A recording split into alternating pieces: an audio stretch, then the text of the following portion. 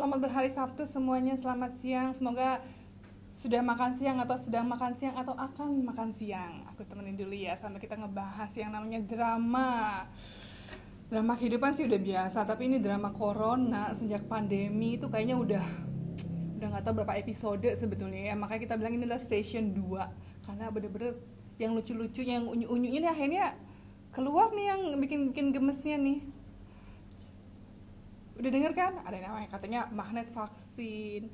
Masih ada juga yang kekeh pro sama kontra. Ada malah yang mulai menyebut-nyebut masalah mitos vaksin COVID-19.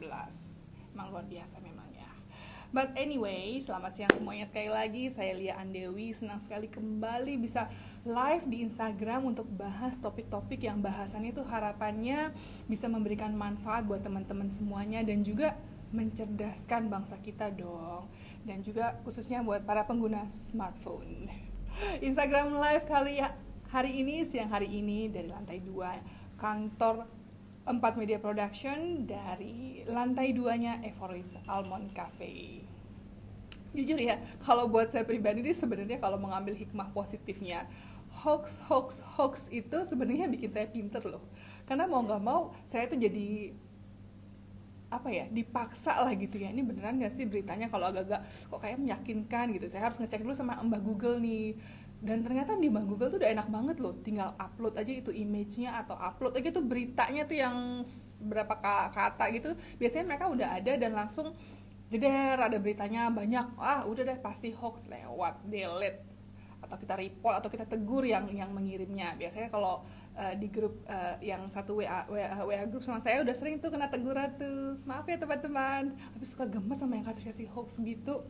Nah, terus ada juga nih sekarang biasanya saya juga dari line-nya account-nya Kominfo. Nah, itu juga suka ada tuh, dia banyak tuh berjuri-juri tuh, ada hari ini, tanggal ini, ada ini hoax itu, confirm hoax pokoknya. Nah, udah tambah pintar dong kita.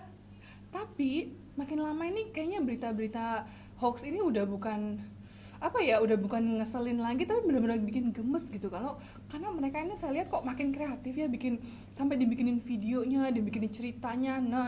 Dan nonton belum yang video vaksin COVID bermagnet itu?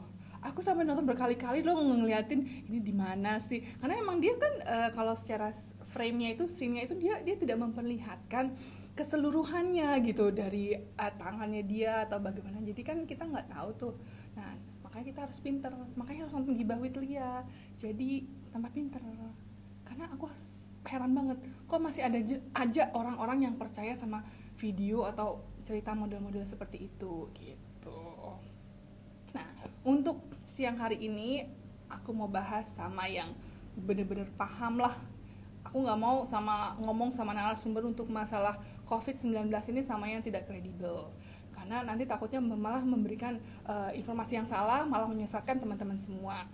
Jadi kali ini Gibah with Lia berkesempatan kembali untuk mengundang Dr. Iswahyudi, spesialis anestesi, yang kita udah tahu dong.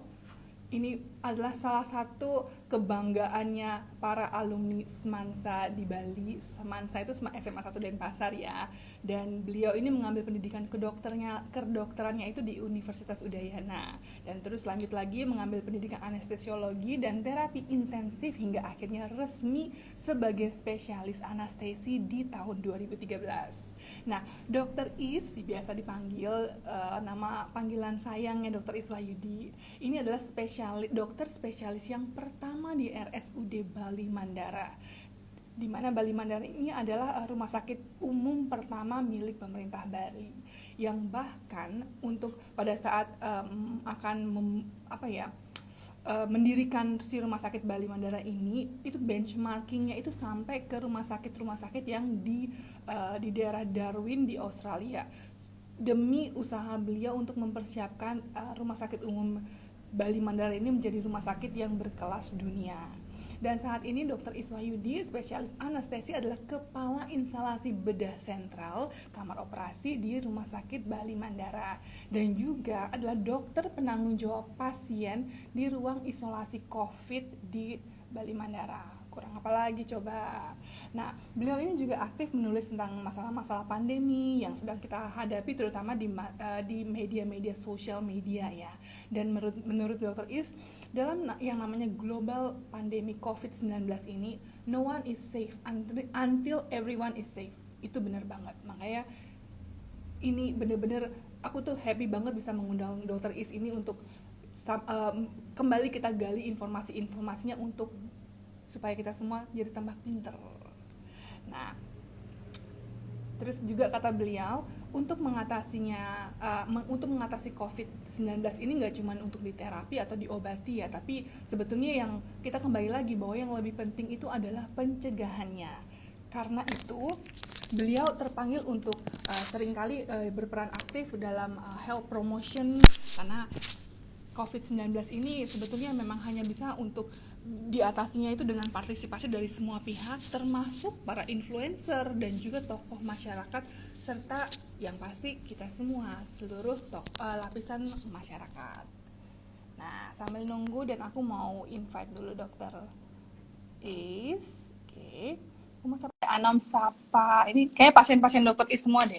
Komang Sulastri, ada Sute Arsana. Hai Dokter Is.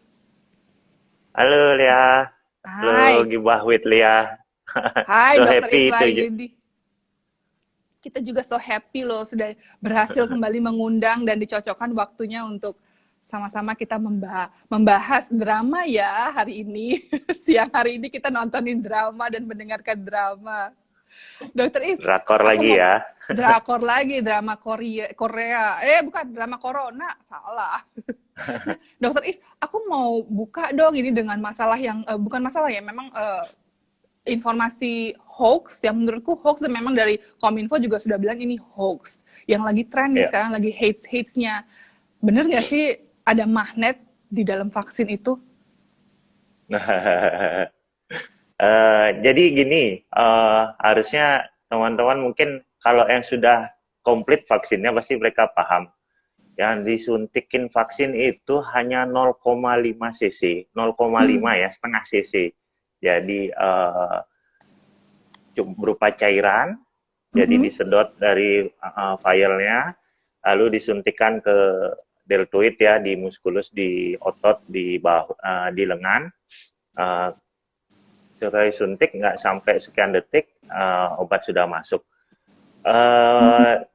Kita canggih banget kalau rasanya sudah berpikir bahwa di dalam cairan itu akan ada chip, lalu magnet, lalu segala macamnya lah yang benar-benar overthinking banget kalau sudah kebanyakan nonton mungkin film Mission Impossible atau apa ya gitu ya. Tapi sekarang logika aja deh kita. Jadi yang dimasukin 0,5 cc dan spide-nya itu adalah spide disposable. Artinya ketika dia sudah disuntikin sekali, dia nggak akan bisa disedot lagi untuk dipakai lagi ke pasien lain ataupun menyedot obat lain. Nah, jadi di liquid, di cairan vaksin itu sampai sejauh ini kita sendiri belum tahu, bahkan kita yang setiap hari dekat dengan vaksinnya itu belum tahu kalau sampai ada efek magnetnya, sampai ada gini. Tapi perawat saya ada yang nyoba juga, curiously jadi ya. Loh, kok nggak bisa deh? Aku nggak bisa gitu bilang. Oh, berarti kurang kreatif. Kalah kreatifnya sama yang kelompok anti vaksin itu. Kurang Iya, double jadi tape-nya aku rasa. iya, ya kurang, entahlah dia pakai apa itu atau posisinya mungkin atau apa ya.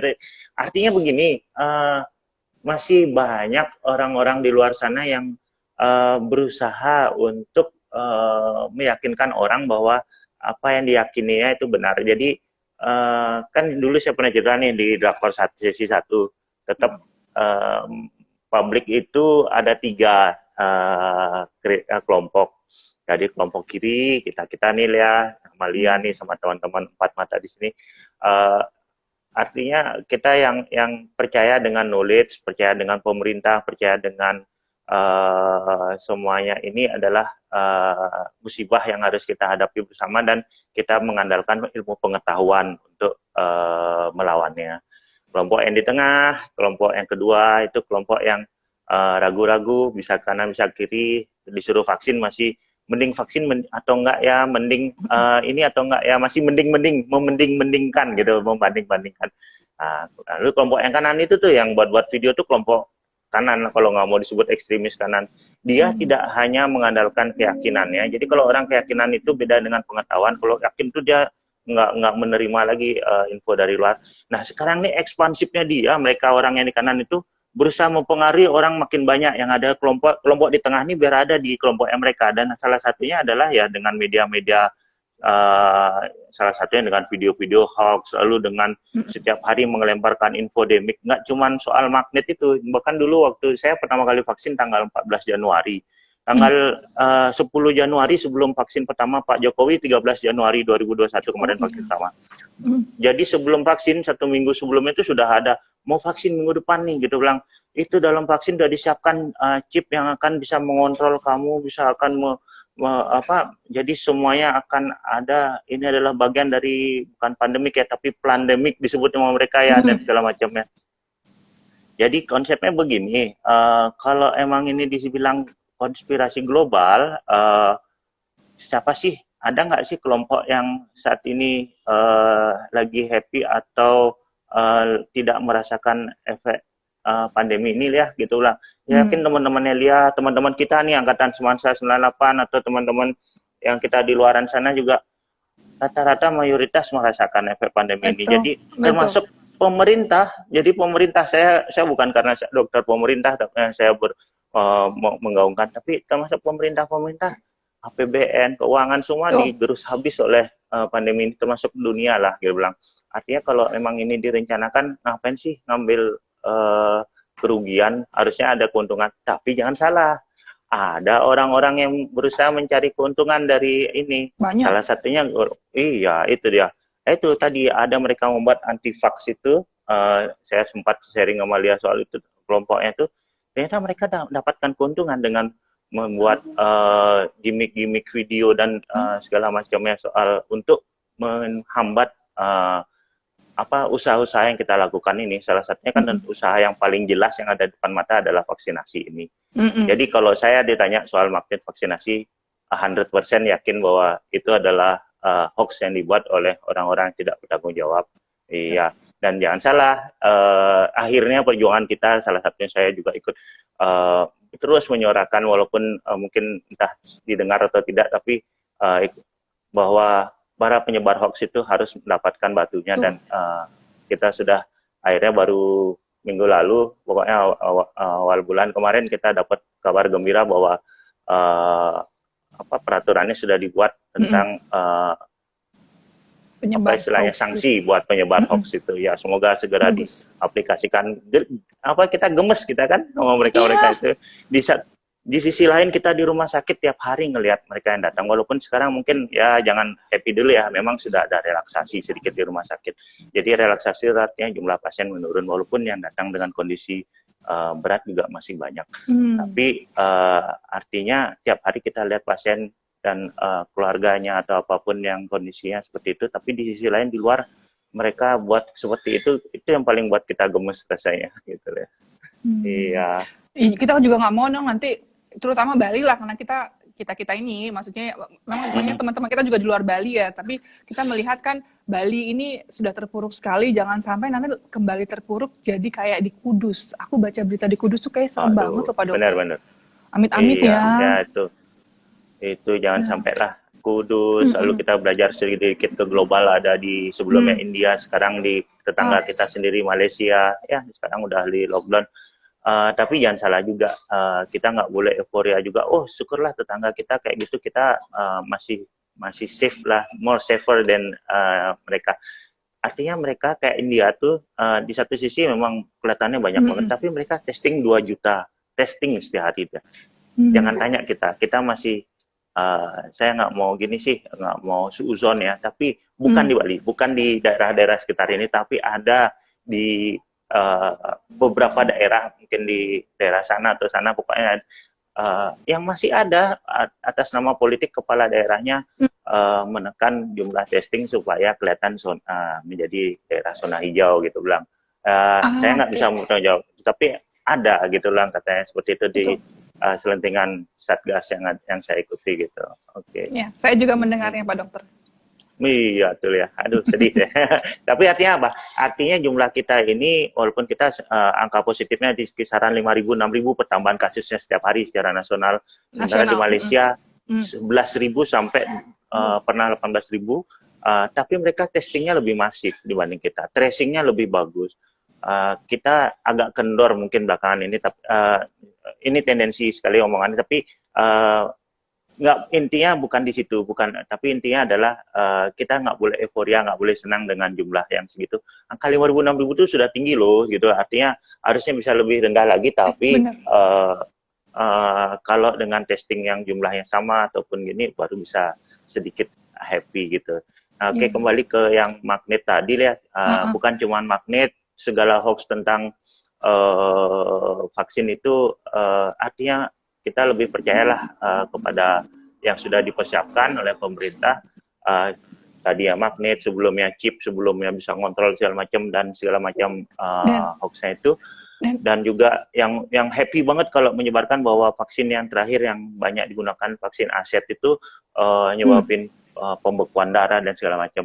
Nanti kita bahas habis ini tentang apa sih untung dan ruginya kalau nggak vaksin. Tapi yang jelas kalau saya kasih data aja satu. Kalau yang tadi saya bilang Malia tuh kalau nggak emang ada dilaporkan ini salah satu KIPI, jadi vaksin Aset itu menyebabkan kekentalan darah meningkat gitu. Risiko kekentalan darah cuma 0,0 sekian %. Tapi buat teman-teman semua tahu kalau yang teman-teman sudah akhirnya kena juga di COVID, kena senggol virus ini, risiko pembekuan darahnya terganggu itu meningkat sampai 33%. Bandingkan dengan yang risiko vaksin 0, sekian %, tapi kalau akhirnya kamu kesenggol COVID, itu pembekuan kekentalan darah itu akan terganggu sampai risikonya 33%. Nah, artinya kita nanti akan berhitung risiko dan manfaatnya itu vaksin atau nggak vaksin. Supaya teman-teman yang masih di tengah-tengah tadi, yang masih menimbang-nimbang mending atau nggak mending vaksin, terbukalah sedikit gini ya pikirannya. Nah, satu lagi Pak Dokter, kalau aku boleh nambahin, ternyata nih saya juga baru tahu nih dari temen bahwa orang tuh ditakutin dengan agama. Jadi misalnya, maaf ya agak sensitif ini isunya, kamu jangan divaksin, nanti kalau kamu udah divaksin, nanti kamu nggak percaya lagi sama Tuhan, misalnya gitu. Kurang lebih seperti itulah, kalian tahu lah apa yang beredar. Nah, itu saya sih nggak tahu ya, saya sekolahnya kurang tinggi atau gimana, tapi nggak nangkep gitu loh, di mana sih itu keterkaitannya sama vaksin gitu. Oke. Ini susah nih, ini paling susah kalau sudah dibawa ke religi. Tapi yang tadi saya ceritain tuh, kalau udah soal agama kan tadi kelompok yang kanan tuh memang lebih mengedepankan keyakinan. Dia nggak akan bisa menerima, ya artinya nggak bisa update. Artinya kalau gini, tadi kan teman kita juga bilang, virus ini juga dikirim oleh Tuhan, gitu bilang vaksin oleh Tuhan, kapan diangkat dan dikirim juga oleh Tuhan. Itu benar banget. Artinya bahwa semua ini sumbernya dari Tuhan, entah apapun agama kita. Tapi Tuhan itu menciptakan manusia dengan akal, budi, pikiran, segala macam. Sekarang kita sudah diberi semua gift itu, kita nggak menggunakannya. Kamu dikasih solusi di titik ini. Tapi kita memintanya di titik yang di belakangnya. Kita mohon dengan keras dan semoga pandemi ini segera berlalu, semoga ini saya nggak akan keluar rumah, saya nggak akan gini. Kalau vaksin katanya disuruh diam rumah, tapi malah vaksin gini segala macamnya. Tapi ternyata dikabulkannya doa-doa kita oleh yang sumbernya tadi ya Tuhan itu di titik ini. Kita nggak bergerak ke titik sana, ya udah nggak akan pernah berhenti. Di tempat kerja kita pakai masker, kita membuat proteksi diri, protokol kesehatan. Tapi pulang dari kerja kita masih ke karaoke sama teman-teman nyanyi sana, pelukan ya gitu. Kena nggak di tempat kerja, kena di luar. Itu tadi itu salah satu contoh-contoh usaha kita. Dan kalau diomongin soal sumbernya dari Tuhan semuanya kita gini, ya gunakanlah apa yang sudah diberikan oleh Tuhan itu untuk berpikir. Jadi pandemi ini seperti Lia bilang tadi untuk pembuka tadi, tentunya kan sudah membuat semua orang melek mata. Knowledge semua itu tentang COVID, tentang apa itu sangat gampang diakses, tinggal kita menyaring. semua pengetahuan kedokteran yang dulu eksklusif hanya dimiliki oleh dokter sekarang sudah menjadi public knowledge. Public knowledge itu artinya semua publik tuh gampang sekali mengaksesnya, tinggal kita saring menyaringnya gitu. Cuman tolonglah kalau belum tahu apa yang kita bisa sharing itu yakin benar atau enggak, jangan di-share gitu bilang, kita carikan dulu. Nah, kembali ke soal Tuhan, saya tutupin itu semuanya pertanyaannya dengan pernyataan semua kembali kepada makhluk Tuhan.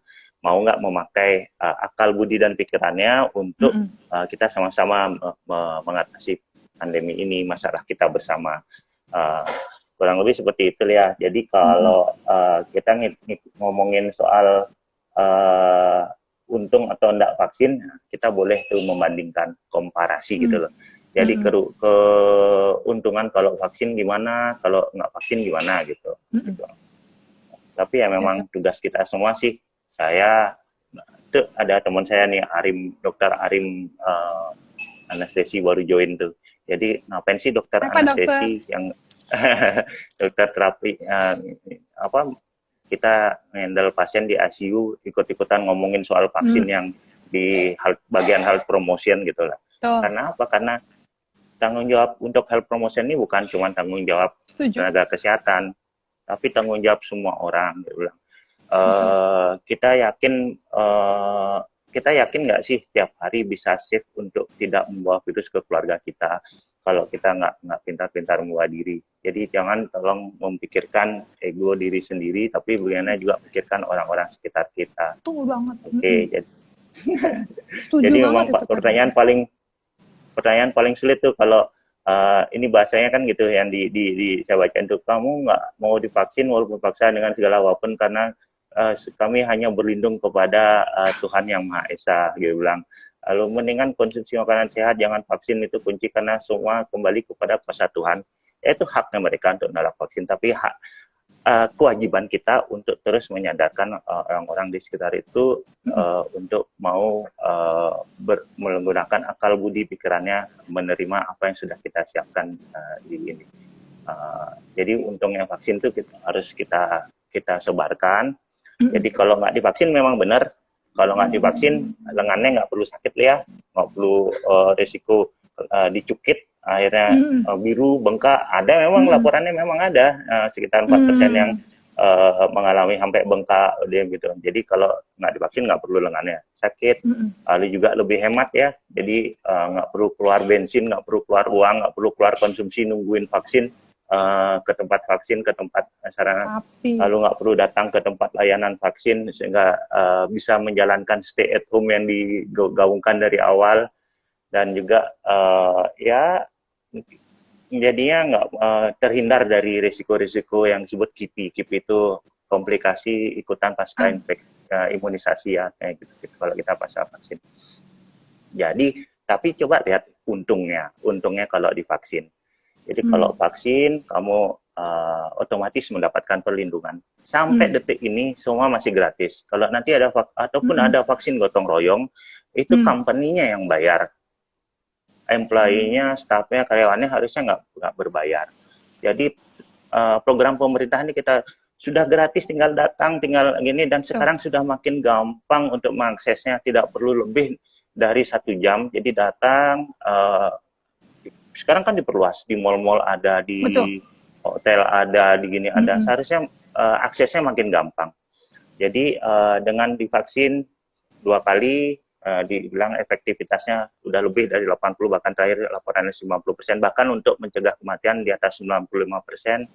Lalu kalaupun terkena, ya nggak sengaja kena senggol, walaupun kita ada proteksi, tapi kita nggak tahu orang-orang sekitar kita. Makanya tadi saya bilang, no one safe until everyone safe.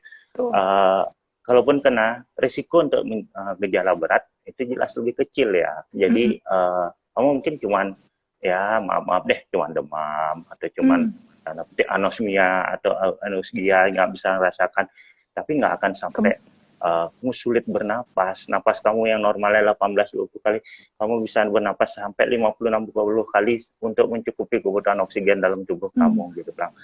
Dan yang utama, kalau kamu vaksin, jelas-jelas adalah teman-teman yang di tengah itu sudah menjadi pahlawan. Kalian berkontribusi untuk menciptakan herd immunity yang kita memang tuju dengan program vaksinasi massal. Jadi hitung-hitung deh untung ruginya. Jadi kalau ruginya, kalau vaksin memang benar ada KIPI, yang tadi saya bilang komunikasi ikutan pasca gini. Tapi KIPI itu kan memang semua vaksin, kita misalnya memvaksin anak-anak juga pasti akan mengalami karena ada benda asing yang masuk ke badan, begitu kan. Oke. Kadang orang terlalu ini, kalau menurutku ya, dibesar-besarkan gitu. Nanti ada, pasti apapun itu kan pasti ada efek sampingnya, ya nggak Pak Dokter? Iya, benar banget. Di vaksin. Anda semua bisa punya pikiran terbuka tuh, kayak lihat tuh. Tapi yang kelompok ekstremis kanan tuh katanya nggak mau dengar tuh. Bahkan ketika dengar berita dikit aja bahwa vaksin AZ bed sekian ditarik pemerintah, wah sudah sibuk nge-share ke sana sini bahwa vaksinnya lu udah ditarik sekarang gara-gara berbahaya gitu, karena bisa menyebabkan efek samping pembekuan darah. Ini data, kita ngomong data sekarang. Memang benar akhirnya dirilis. Ada risiko efek samping pembekuan darah yaitu 0,0008% setelah divaksin AZ tadi. Tapi pernah nggak dengar bahwa peluang mendapatkan risiko pembekuan darah ketika terkena COVID adalah mencapai 33%. Harusnya dibandingkan dengan data. Lalu risiko-risiko lain jika tidak divaksinasi, contohnya berpeluang memperoleh berpotensi menjadi gejala berat yang tadi saya bilang. Lalu jadi dan teman-teman bayangin kalau udah kena gejala berat itu menjadi tidak produktif.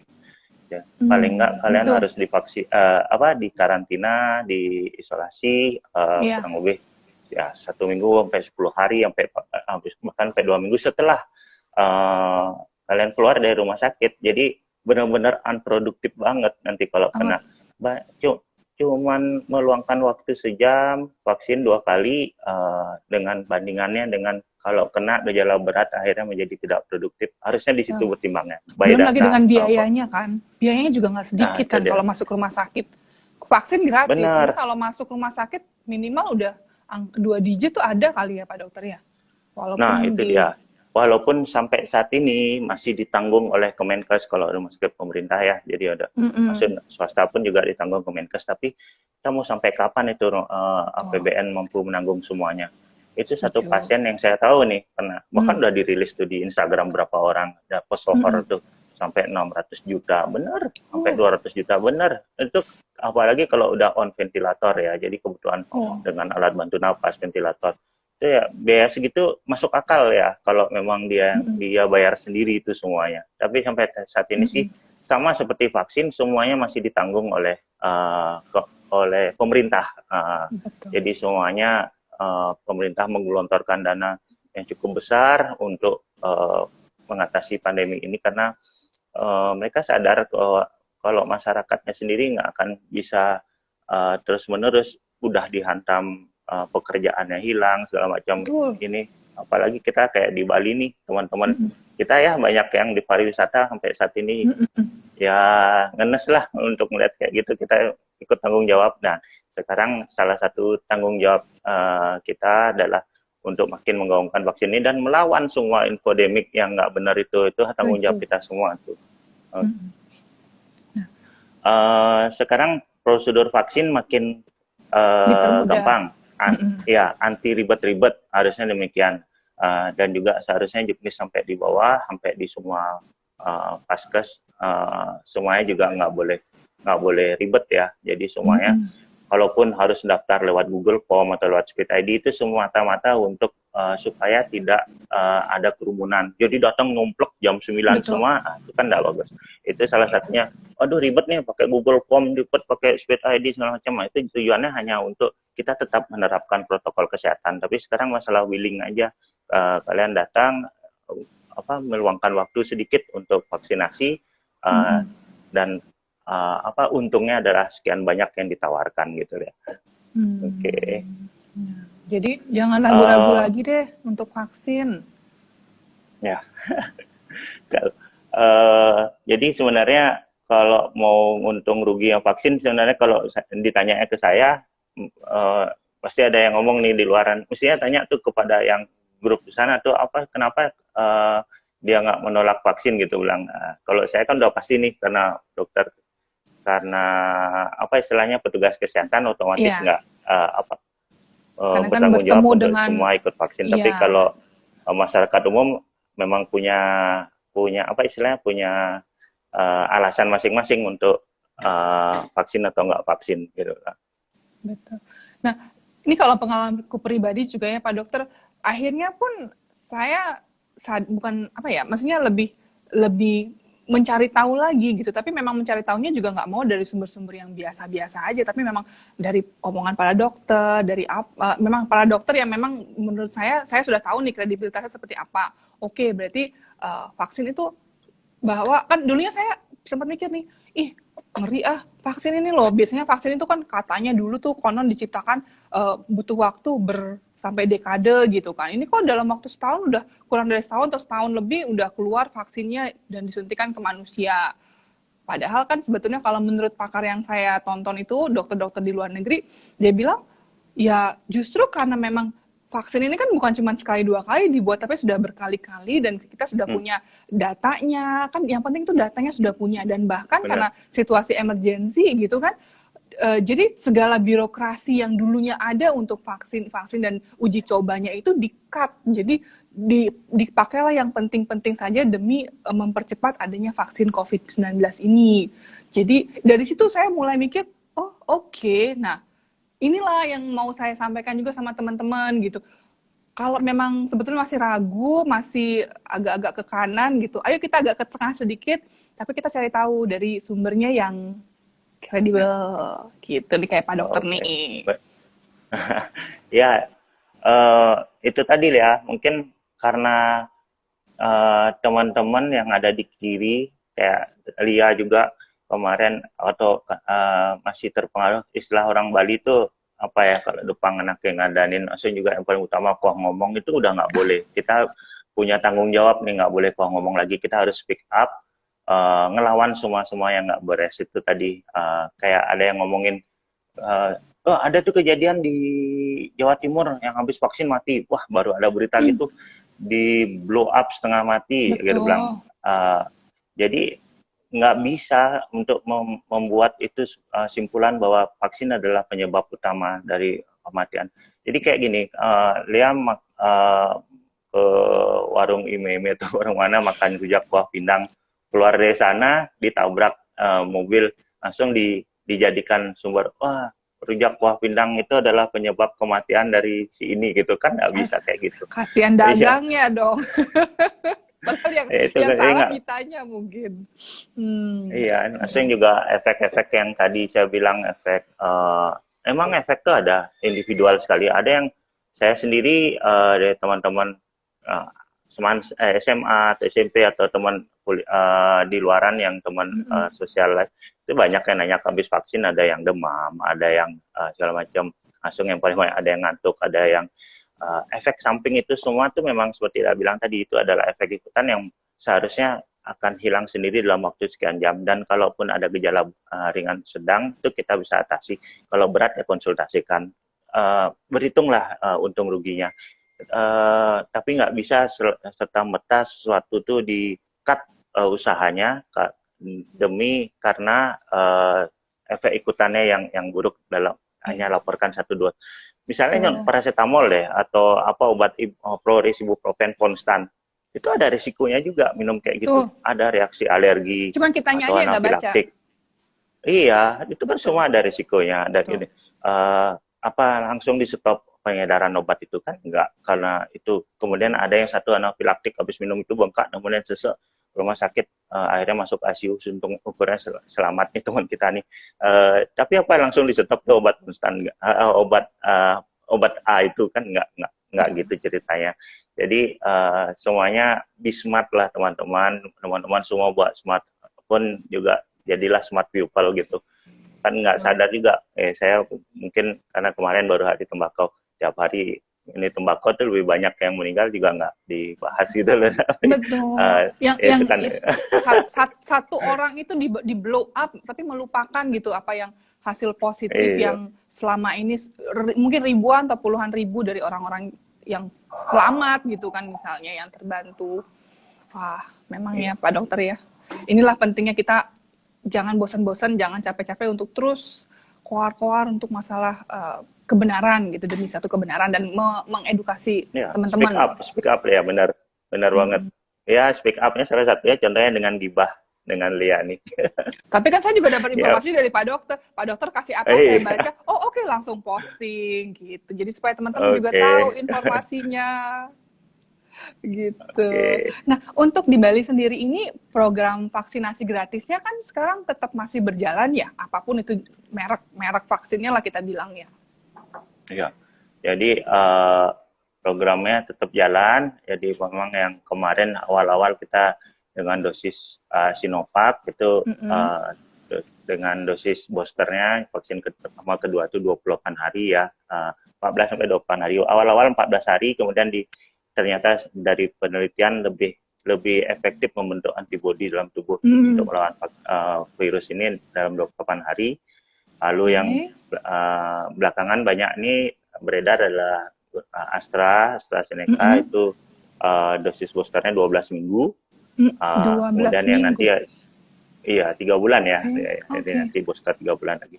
Lalu yang siap-siap rilis tuh vaksin gotong royong, salah satunya Sinopharm, jadi Merek ininya yang di Tiongkok juga. Iya. Iya, itu 3 minggu ya, 21 hari untuk boosternya. Banyak sih yang nanya, kalau yang vaksin pertama Sinovac, jadi kita boleh vaksin keduanya Astra gitu misalnya. Betul, Ya, itu pertanyaan rame itu. Ya, kalau sedapat mungkin jadi, kita sudah, saya yakin regulator di dinas kesehatan ya, kita punya dinas kesehatan provinsi yang menjadi regulator dan provider untuk semua vaksin ini itu sudah memperhitungkan. Jadi teman-teman yang dapatkan dosis pertama Sinovac dipastikan untuk dosis keduanya harus Sinovac, nggak boleh itu karena kita namanya booster, jadi dosis ulangannya diusahakan harus sama. Yang sama. Nggak bisa jadi berubah. Ini vaksin ya, bukan koleksi perangko yang harus kita coba semua ya. Tapi harus benar-benar kitanya harus paham juga. Jadi jangan sampai yang takutnya kan ada yang berpikir yang dosis pertama dengan AstraZeneca saya pegel-pegel segala macam, nggak mau lagi, aku mau yang berikutnya nih karena Pak Menteri Kementerian Kesehatan sudah mengimpor kembali kan gitu banyak vaksin baru untuk jatah baru. Terus mereka mau ganti merek gitu kan, berarti tidak boleh ya Pak, tidak disarankan ya Pak Dokter ya?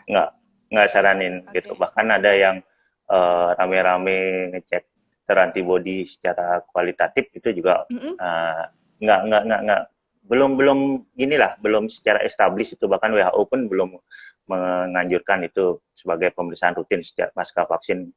Banyak kan yang saya mau vaksin ulangan karena titer antibodinya kurang, belum sampai di cut point yang tertentu, misalnya kayak yang di-share sama salah satu politikus kita tuh, titer antibodi saya udah 250, udah 2 kali vaksin, akhirnya saya kena vaksin COVID-19. Jangan lupa, vaksinasi bukan pencegahan. Vaksinasi adalah salah satu upaya untuk jika terkena tidak menimbulkan gejala berat, bahkan mengurangi risiko kematian. Kalau untuk pencegahan ya tetap kepada 5M yang kita bahas dari waktu daftar 1 itu. Itu tetap Ada tidak boleh tidak tergantikan. Ada pertanyaan? Oke. Halo Pak Dok. Dokter Hello. Dokter Hello, thanks for sharing. Mau tanya, apakah vaksin ada efek terhadap ibu-ibu yang sedang mencoba hamil? Ini mencoba hamil ya, bukan hamil berarti ya. Bagaimana Pak Dokter? Kami sendiri di rumah sakit kan wajib semua karyawan vaksin, tapi ada yang sedang hamil atau sedang menyusui itu memang ada gini, tapi kemarin terakhir juga diperbarui. Kita update terus nih ya. Jadi yang kemarin ternyata yang sudah laktasi itu sudah boleh vaksin. Dulu ada menunggu setelah 3 bulan pasca persalinan baru boleh vaksin. Enggak, sekarang boleh. Nah, yang hamil bagaimana? Itu ya. Dengan apapun jadi yang hamil bagaimana? Mau hamil? Jenis vaksinnya. Yang sedang hamil memang tidak dianjurkan dulu untuk gini. Jadi kita ada organisasi profesi terus merilis panduan untuk vaksin, jadi dari neuro, dari penyakit dalam paru, terakhir ada dari Obgyn juga gitu lah. Memang untuk yang sedang program hamil mungkin itu dikembalikan ke teman-teman semua, tapi memang yang sedang program disarankan untuk tidak, karena ada proses humoral, proses yang dari vaksin itu yang pasti akan berdampak terhadap program yang sedang dijalani, karena namanya promil itu biasanya kan Betul. terkait dengan hormonal, jadi hormon. Nanti saya minta medianya Gibah Witlia deh untuk share semua panduan dari organisasi profesi. Nanti teman-teman bisa baca banget itu soal itu tentang boleh atau enggak, termasuk yang dari Kolegium Obstetri Ginekologi. Jadi yang dia sudah membahas kalau yang sedang hamil dan ataupun program hamil bagaimana. Kalau kami memang yang untuk pegawai yang sedang program ataupun sedang hamil memang diperkenankan untuk menunda vaksin, tapi memang untuk yang lain semuanya wajib. Jadi bahkan kalau di public service itu nggak cuma rumah sakit, kalau setahu saya kayak ada beberapa BUMN tuh kalau yang belum vaksin itu nanti akan ditinjau untuk service license-nya, jadi izin untuk dia melayani ya dari atasannya. Jadi dan ini nanti akan jadi global isu ya. Jadi artinya mungkin Lea juga udah dengar bahwa syarat untuk berpergian atau untuk memasuki suatu negara atau bahkan nanti akan ada license certificate untuk kamu udah komplit atau belum untuk vaksin. Betul. Memang ada nanti kontennya juga jenis vaksinnya. Jadi kalau jenis vaksin A akan diterima di negara ini tanpa karantin lagi gitu kan. Tanpa dites PCR dan segala. Saya nggak tahu apakah nanti akan tetap dites PCR atau cuman bypass untuk karantinanya saja, tapi memang nanti update-nya pasti akan terus di-update terus sama negara-negara lain juga ya. Nah, ini ada pertanyaan lagi dari Jepang ini pertanyaannya Pak Dokter. Pak Dokter, ini vaksin bertahan berapa lama di badan kita? Apakah setiap tahun ke depannya kita harus vaksin terus? Apa sekali aja cukup seumur hidup? Jadi gini, ini penelitian memang terus masih berjalan. Tapi memang ada angka-angka yang sudah dikeluarkan di jurnal-jurnal kesehatan. Kita juga baca lah, gampang sekali baca, akses di Google dan segala macamnya. Kalau disebutkan terakhir, antibodi yang terbentuk dari vaksin itu ada bertahan saat ini dibilang sampai 9 bulan. Ada yang menyebabkan sampai 12 bulan. Itu masih ibarat kata belum ada yang berani rilis tentang pure tentang yang established tentang berapa lama bertahan dalam tubuh. Pun demikian obat. Jadi kalau mau ngomongin obatnya kita saat ini memakai obat-obatnya di rumah sakit nih, saya buka aja antivirus dan segala macam itu belum ada sebenarnya obat yang established untuk COVID. Kita semua obat-obatan, bahkan yang ini nanya tadi vaksinnya berapa lama, itu semua masih dalam trial by experience. Artinya belum established kita buat sebagai inilah yang definitif untuk terapi, walaupun ini definitif vaksinnya untuk harus setelah 2 kali akan vaksin lagi 3 kali. Ada kok wacana, karena di jurnal pertama keluar bertahan 9 bulan, berarti akan ada dosis booster lagi untuk kali ketiga. Itu sudah sempat ada wacana, mungkin juga sempat beredar di sosial media. Nah, saya bilang tadi yang soal obat di rumah sakit. Jadi obat-obat yang dipakai di rumah sakit itu berdasarkan pengalaman dari keluhan-keluhan yang sebelumnya. Jadi ini sifatnya virus, dikasih antivirus. Antivirusnya adalah berbagai macam dan berganti, bukan dalam artian berganti. Berarti yang sebelum-sebelumnya dikasih terapi berdasarkan coba-coba, bukan demikian. Jadi kita berdasarkan keilmuan kita yang tadi dibilang akal budi dan pikiran kita terhadap gejala ini, kita akan kasih terapi ini gitu lah. Gejala yang makin berat, gejalanya seperti ini. 1 terapi simptomatis, 2 terapi kausatif terhadap penyebabnya, itu antivirusnya. Jadi memang tetap harus melihat kondisinya tuh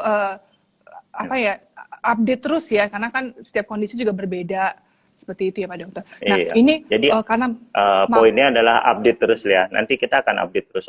Rekomendasi organisasi profesi kita pun kita update terus, karena sekali lagi walaupun umurnya sudah hampir 1,5 tahun, 1 tahun lewat sekian bulan virus ini masih tetap barang baru buat kita, buat dunia kedokteran, bahkan dunia medis secara umum.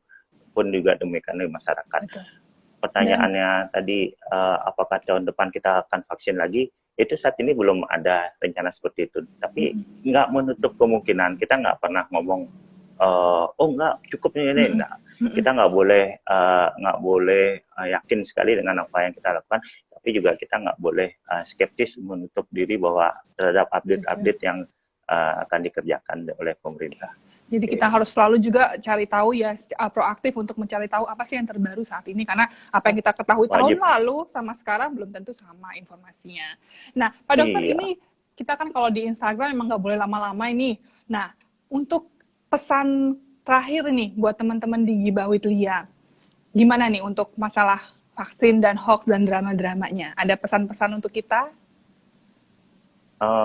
Kalau saya sih ibarat kata kayak gini, saya sedih tuh waktu kemarin ada berita Lia yang oknum dari kesejawatan saya tuh yang jual vaksin sampai sekian tuh di Sumatera ya itu ya. Itu benar-benar menciderai cita-cita luhur kita bahwa ini adalah akan membentuk herd community, herd immunity di komunitas kita. Herd immunity itu sendiri hanya bisa tercapai jika minimal sekali 70% dari kita sudah tervaksin. Dia mungkin udah pasti, dan teman-teman yang lagi join pasti sudah baca di Amerika sudah beberapa daerah, belum seluruh ya, belum 50 negara bagian, sudah ada yang tidak mewajibkan untuk penggunaan masker asalkan sudah 2 kali vaksin. Karena apa? Karena dia udah yakin bahwa capaian vaksinasinya sudah lebih dari 70%. Joe Biden, Presiden Biden mengumumkan ini sudah tidak lagi wajib masker. Oke, memang gitu. Tapi kita belum bisa. Kita di luar Amerika, bahkan apalagi di Indonesia dan masuk di Bali, capaiannya belakangan agak tersendat-sendat ini capaian vaksinnya, karena di Denpasar, di Badung, teman-teman agak semangat. Berapa kali saya dikontak untuk bisa nggak vaksin di tempatmu, bisa nggak vaksin, ikutin deh alurnya demikian. Tapi di daerah-daerah lain ada loh anak-anaknya yang masih skeptis dan bahkan melarang orang tuanya. Tuh mau vaksin po, dia bilang masih itu ane pisaga itu suat mau vaksin masih masuk ICU masih kena COVID gitu. Apa gunanya vaksin, dia bilang. Tolonglah sekarang kita be smart lah, dia bilang. Ini semua adalah usaha kita dan vaksinasi ini free, gratis dari pemerintah, kecuali nanti vaksin gotong royong dari company, itu pun company yang bayar. Gunakanlah, pakailah ini semua untuk memanfaatkan seluas-luasnya untuk vaksinasi. Tapi sekali lagi ditanya kenapa vaksin ini tidak mutlak, karena sekali lagi vaksin bukan preventif. Betul, tapi usaha penjagaannya adalah tetap 5M, memakai masker, mencuci tangan, dan seterusnya, sampai menjauhi kerumunan, mengurangi mobilitas. Tapi dengan vaksinasi, yakinilah bahwa angka-angka itu benar adanya. Risiko kamu terkena gejala berat dari COVID menurun sampai 50%, hingga kematian pun akan menurun sekian persen, dan itu sudah established, ada buktinya, ada datanya. Ya, nah kita percaya sama data aja. Nah, terima kasih Pak Dokter Iswayudi, spesialis anestesi, sudah dibilang jauh-jauh ya datang untuk ke live Instagramnya Gibah with Lia, sampai bener-bener detail, bukannya cuma detail ya, sabar loh ngasih tahu. Aku kebayang dong kalau aku jadi pasiennya, oh gitu ya Pak Dokter, pasti aku nggak bakal marah-marah deh. Maksudnya dikasih tahu pasti nurut gitu. Habis sabar banget kasih taunya lo bener-bener, apalagi untuk masalah hoax begini. Gini Lia, sorry, terakhir ya. Karena kita tuh selalu melakukan sesuatu asalkan kita tahu tujuannya. Gitu. Rata-rata kalau orang nggak tahu tujuannya, kalau dia nggak mau tahu, otomatis akan setengah hati untuk mengerjakan. Tapi kalau kita tahu tujuannya, kita lebih semangat untuk mengerjakan. Terus yang pesan terakhir sih dari saya, kalau masih ada waktunya, yang pertama jangan meremehkan penyakit ini, walaupun udah turun, tolong jangan diremehkan. Kalau itu nanti adalah keluarga kamu baru paham bahwa ini nggak layak untuk diremehkan. Yang kedua, walaupun sudah vaksin, jangan euforia terhadap vaksin. Oh saya jadi kebal, tetap lakukan 5M. Yang ketiga, jangan lengah. Itu yang tadi saya bilang, di tempat kerja proteksi bagus, toto di luar kayak gimana, makan bebas, cium-ciuman, peluk-pelukan, dan karaokean, dan segala macam. Dan pandemi ini adalah kesempatan kita menunjukkan jati diri kita. Tunjukkanlah empati kamu terhadap sekitar kamu. dan kepada semua masyarakat luas. Inilah kelihatan jati diri kita masing-masing melalui pandemi ini. Betul ya. Setuju banget. Nah, jadi teman-teman yuk kita sama-sama membantu juga para dokter, para pekerja medis, dan juga pastinya pemerintah untuk menyukseskan program vaksinasi COVID-19. Kan kalau semuanya udah sukses, kita bisa balik lagi ke kondisi sebelum COVID dengan segera kan. Amin. Itu lebih menyenangkan Iya. kan. Dan yang lebih penting lagi, supaya juga kebersamaan kita sama orang-orang kesayangan kita ini bisa lebih lama lagi. Jangan sampai seperti teman-teman kita yang lainnya mungkin yang kita kenal dan tidak seberuntung kita karena mungkin ada anggota keluarga lainnya yang sudah meninggalkan mereka terlebih dahulu karena virus ini. Ya kalau misalnya memang alami ya kita kan memang ya sudah begitu. Tapi kalau ternyata diperpendek karena terkena COVID ini kan sepertinya jangan sampai kita menyesal loh. Aduh gara-gara kemarin aku ke sana peluk-pelukan terus aku juga jadi pembawa virusnya ke keluarga. Nah, jangan sampai ada penyesalan seperti itu juga ya. Nah, jadi yuk kita juga ikut jadi ke pihak kiri ya untuk sama-sama juga mengedukasi teman-teman kita yang lain yang masih bandel-bandel. Nah, akhir kata terima kasih buat semua teman-teman yang udah join. Maaf banget kalau masih ada pertanyaan yang tadinya belum dijawab. Nanti aku coba cek lagi dan terus nanti aku coba untuk jawab secara manual di komen ya. Terima kasih sekali lagi buat teman-teman yang udah join live Gibah with Lia di Instagramnya ini Gibah with Lia, dan nanti yang belum sempat nonton atau tadi terlambat datang tinggal nonton aja di IGTV-nya kita, akan kita posting lagi. Terima kasih juga buat teman-teman dari 4 Media Production, dari teman-teman di Evoris, Almond Cafe, dan juga narasumberku hari ini. Terima kasih Pak Dr. Iswahyudi. Terima kasih. Jangan bosen ya. Salam sehat. Salam sehat, nanti kita undang lagi untuk topik yang lainnya. Nah, kita doakan buat semua teman-temannya untuk selalu sehat dan dijauhkan dari virus-virus COVID maupun yang lainnya. Stay healthy, stay safe. Ingat 5M. Mencuci tangan, pakai masker, menjaga jarak, membatasi mobilitas dan interaksi, dan juga menjauhi kerumunan. Oke, Lia pamit undur dulu. Selamat siang buat semua teman-teman. Bye-bye.